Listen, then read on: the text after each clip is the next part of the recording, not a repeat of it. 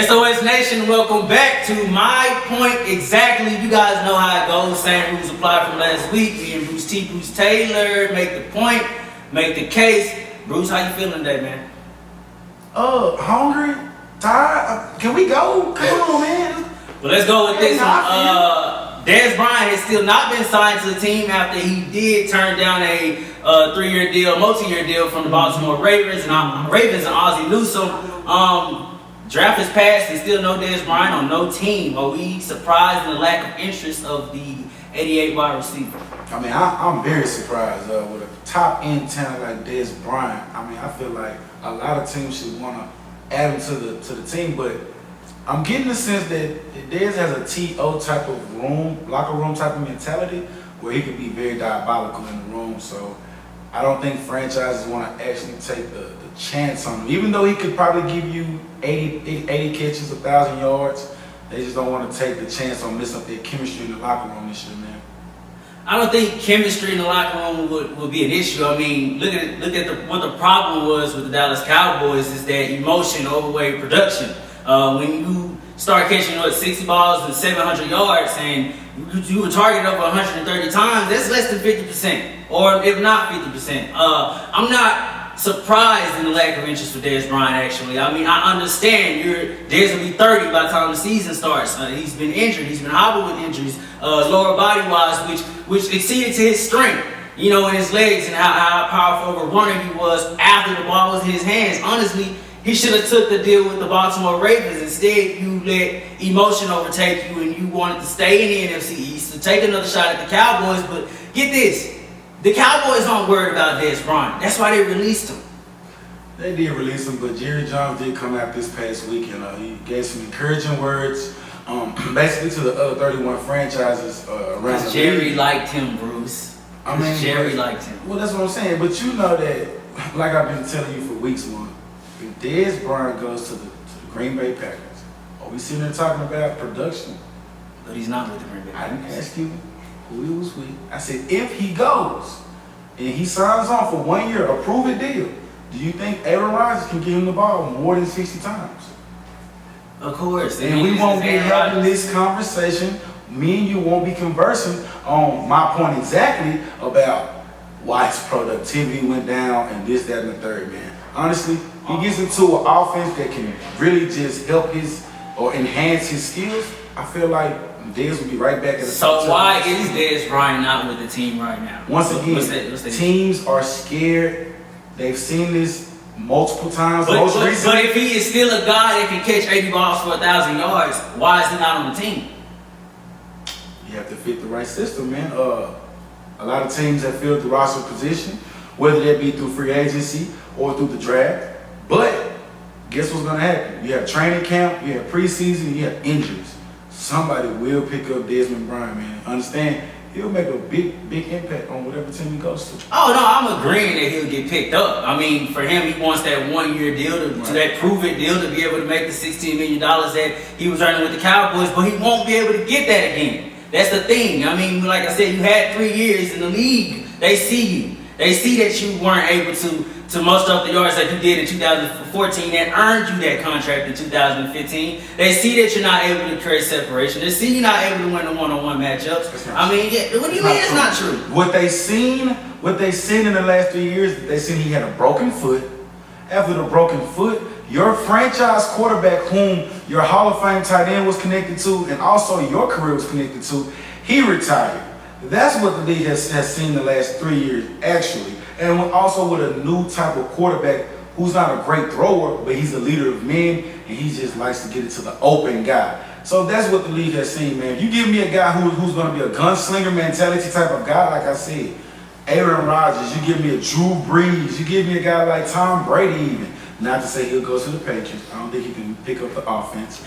But you know what? I'll throw out a guy like Jimmy Garoppolo, a great passer himself. If you in a Kyle Shanahan offense, if you give my guy Dez Bryant a Kyle Shanahan offense with a guy like Jimmy G, 80 balls, man, 1,000 yards, man, easy. Well, he best to hope that the 49ers end up looking his way. Bruce T. Wendell Carter's mother, Kylia Carter, met with the NCAA upper echelons about Duke and saying that the NCAA is comparable to the slavery system and the prison system. Is this a just comparison? I feel so, especially when you have most of the athletic men that play in the Division I sports. The popular ones, football, basketball, the African Americans, man, you fight and scratch and go AAU, miss parties, all this time with your friends just to get a Division I scholarship. And just to get there and understand that if I don't perform at a certain level or if I don't keep a certain GPA, I might lose the scholarship. And even with those things, if I do those things to the T, I'm still broke. I can't sign any autographs, but they make money off my likeness and me. And while me and my family are struggling still, and it's still no guarantee even after this that I'll go to the league or the professional level of this. So I feel like what Mrs. Carter was saying is honestly true. You know, give these kids some money, give them a little exposure to help their family out, man, and also at the same time they can get their free education. Look, it's always going to be an ongoing battle with the NCAA as far as paying these players, but listen, Bruce, it's all optional. Mm-hmm. Kanye West stepped out and said that slavery was optional, but it was an option, but slavery wasn't. Listen, this is optional. When you sit there with these Duke coaches and you sign on to go to Duke, and your mom agrees for you to go to Duke, what sense does it make for you to step up and complain that someone else above them is getting paid? I mean, I get it. They work their tails off, and lo and behold, they're good, and they're selling tickets, and they're bringing fans to these games. But it's all optional. Wendell Carter didn't have to go to Duke. He did. But that's the point, though. You can go from wherever you want to go. And understand at the D1 level, if the kids are getting treated like this, know what the Division II level is worse. The D3 level is worse. They're getting a free education. Some of these guys have scholarships, whether it may be partial or full. They're paying for it somehow. It's not that it's not. Free education is cool, man. These guys that are putting their bodies on the line, they're looking to get paid one day. Paid. And you're telling my guy that's bust his butt since the age of 6 that you can't make any profit off what you're doing, but the school can make all the money off of you. You have to just shut up, be an athlete, and if you don't do that, you speak up, speak out, say anything, you're punished. Maybe time is cut where you can't play and get exposure. You may have to transfer. When the transfer comes in, you still have to wait a whole year just to even play, with going through the process of just getting into the school. So look, man, to me, I feel where Mrs. Carter is coming from when she says that it has almost a prison-like, almost slavery-like mentality. You got the white guys in their suits getting all the great black kids, good black kids, whether they're smart or dumb. As long as you can help this coach get that bonus check, help this school, get into this tournament, man. They don't really care. But this the thing about the family or anything. I don't remember the NCAA being predominantly black. Or they're not white players also? Or they're not subjugated to the same type of treatment that the black players get, so we know? Like I said, it starts from ground zero. When you sign up to go to Duke, you know this already. Do you not? This is one school, like I said. You probably do know that it's going to be some type of way at Duke University. But at the same time, just because you're expecting something doesn't mean it's supposed to always be. I just think we can treat these guys, these kids, young adults, with a little bit more, fairness. You don't know, some of these kids, man, they're not just trying to go to school. I mean, they are, but you have to go to school. Some of these kids are trying to get to the next level to feed the generations after them, man. And when you're putting a hold on that and telling them that they can't capitalize off of it, but you, as an identity, as a school or as a coach, can capitalize, then that's when I have to draw the line in the sand, man. It's not right. I just feel like you have to draw a line with the whole comparable to slavery thing. And like I said, we go back hundreds of years with that, and it's talk all day of how slavery was. I mean, the prison system, 3 meals a day. But like I said, I think it's just a bit direct. Like I said, we know what it is with the NCAA and these players. How about this? The feel-good story of the draft. Shaquem Griffin will be joining his brother Shaquem Griffin with the Seattle Seahawks. He was drafted during the NFL draft. Is he going to make a big impact for the Seattle Seahawks? I'm not too for sure, man. The NFL is a different beast. with a guy. Well, this is the only thing I can say about it. He's not new to having one hand. He's been playing with one hand since he was 4 years old. So with that being said, I mean, he may be so normal to it that he goes out there and he makes a very, very, very big impact. I think he's a little light when it comes to playing weight. So I think you have to bulk up if you're talking about putting in linebacker.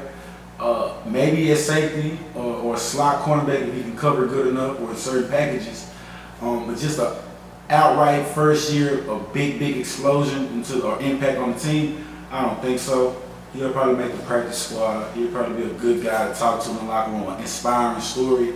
But as in a first year impact, I don't think he'll make much of a story. Okay, yeah, first year impact. Y'all was lost in there for a second. Look, I know we can all bring up the thing, but he's got one arm, whatever the case. Look, he still played at the D1 school in UCL. Had over 80 tackles, had about 3 interceptions during his whole season there. Mm-hmm. This guy runs a 4.3. Mm-hmm. One arm, and now he's an athlete.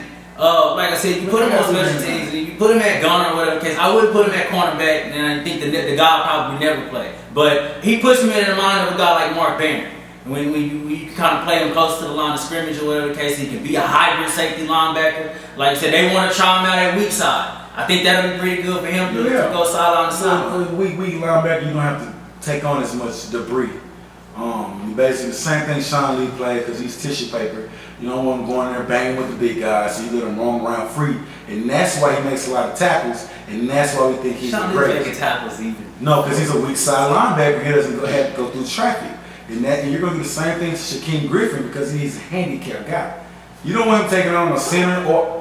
Why we call him a handicapped guy? Because the guy's handicapped. Yeah. I'm sorry, but look. I'm sorry. I don't mean to rub feathers or ruffle. But what do you want me to say? The guy's out there playing with one wrist and 5 fingers. And he's incapable of playing with one wrist, has he not? Okay, he only got 5 fingers. Apparently that's enough for him. This is a different beast, okay? When you're in the NFL, okay, people will bite you, okay? It's claw and scratch. People are getting paid out here, man. Nobody's gonna care about one hand shot over there trying to make a tackle. They're gonna put him on the ground, they're gonna hurt him, and they're gonna hurt him real bad. Look, I think Shaquem is up to the challenge, man. Like I said, you played at a D1 school, and no matter how small of a school that UCF is, true. D1 nonetheless. And then you come to Seattle. Seahawks new. That's one thing I would say. I won't say he's some red flag player in the draft. I mean, they knew he had one on coming into it. But you know this prior to drafting this guy. Yet you still draft him anyway. You pretty much say, hey, you could possibly fight for a starting job if it's up there. Look, the Seattle Seahawks are retooling the defense. Yeah. I have no problems with giving Griffin a shot to start or well enough saying that he can't play in this league. I just feel like the Seahawks, they have made a staple in the league. They drafted the depth fullback from Oklahoma State a few years back. And that was a big thing, a new thing. A deaf player had never really just played in the NFL like that before. They were the first team to embark on that journey. And they're just continuing this by getting another guy who's limited. He's limited when it comes to certain things you have to grapple. Well, you better hope you don't listen to this. This is what I'm saying. Listen, Shaquem, my guy, anytime we can play dominoes, we can play spoon break, whatever you want to play, bro. Instantly pencil break. But what I'm trying to tell you is when somebody hooks you on that one side where you don't have the phalanges, can you make the play? I'm sure the NFL or the Seattle Seahawks per se will be able to compensate for the fact that Shaquem Griffin only has one arm. But though I wouldn't use things such as pencil break to describe what Shaquem can and can't. Can you play that game? Hey, man, look, okay. Well, you are limited. That's what I'm saying. First year practice squad, you get to get into the league, see certain tricks of the trade. You know, well, bro, when I got hooked this time, I couldn't get over there. My elbow couldn't. Second, third year, you start knowing I can punch the ball out, you know, with my wrist or whatnot. But I think they're just gonna eat him like a chicken wing the first year, man. I don't think he's gonna. Well, September will tell the tale for Shaquem Griffin when the NFL season starts. Guys, we appreciate you for tuning in to My Point Exactly. Tony Monkey, Bruce T, Bruce Taylor, right there. Comment, rate, subscribe, drop us a like. We hope that you enjoyed this segment. Please comment. Let us know what segments you may want us to do. Please like, rate. Do all of that good stuff. I know you're sitting right there and it says subscribe video. This is Spot On Sports. We're not just accurate. Spot on.